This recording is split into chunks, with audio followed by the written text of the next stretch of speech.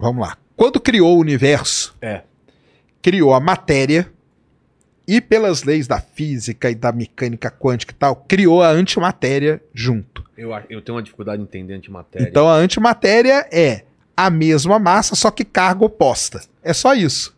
Dá pra pegar a antimatéria? Não, não dá, né? Não dá, mas Não. ela é... Ela não dá pra pegar. Não dá pra pegar por quê? Porque a gente não encontra a antimatéria. E esse é o grande problema. Entendeu?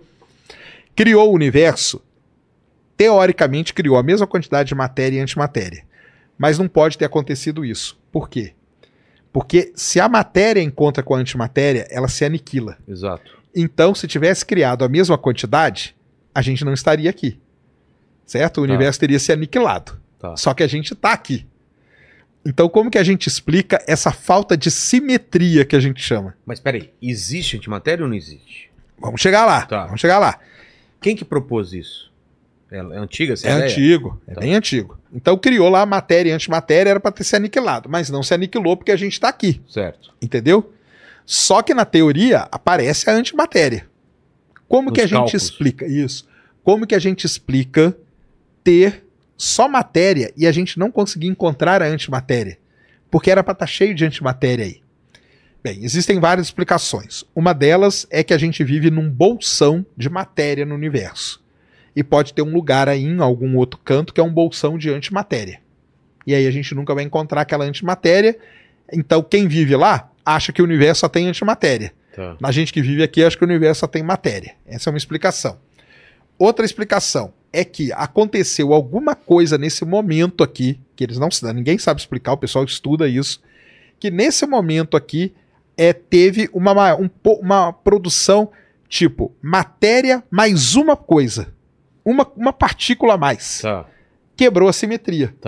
E aí quebrou a simetria, a matéria reinou no universo e a antimatéria ficou pouco. Por isso que a gente não encontra ou encontra pouca. Como que a gente sabe que a antimatéria existe? A antimatéria ela pode ser criada, por exemplo, no acelerador de partículas. Quando você colide ali, por conta da energia ser muito alta, você consegue reproduzir o que aconteceu no início do universo. Que era o quê? Criar matéria e antimatéria. Só que ela se aniquila rapidamente. Entendeu? Os caras medem. Tentam medir e chegar nessa conclusão. Buracos negros, que é uma coisa muito energética no universo, pode criar antimatéria ali. Existem telescópios espaciais, tem um muito famoso chamado Integral, que ele é ligado para detectar a antimatéria. Entendeu? O problema é que quando Então, vamos supor, um buraco negro lá jogou um jato daqueles relativistas, jato de energia que ele tem. Aquele jato vem cheio de antimatéria. Quando ele chega na Terra, por exemplo, ele encontra a matéria. O que acontece? Aniquila. Então a gente não detecta. Mas qual é o efeito desse aniquilamento? Não é visível? Não é visível. Porque a propriedade é essa. Quando a matéria encontra a antimatéria, ela se aniquila, se anulam. Então por isso que é difícil da gente detectar. Porque alguma coisa pode estar gerando antimatéria, mas encontrou a matéria. Aniquilou. Entendeu? Tudo isso eu falei para quê? Para explicar o que os autores de ficção científica falam. Teoricamente tem antimatéria. Então a antimatéria ela sofreria o efeito contrário da gravidade, que é a antigravidade.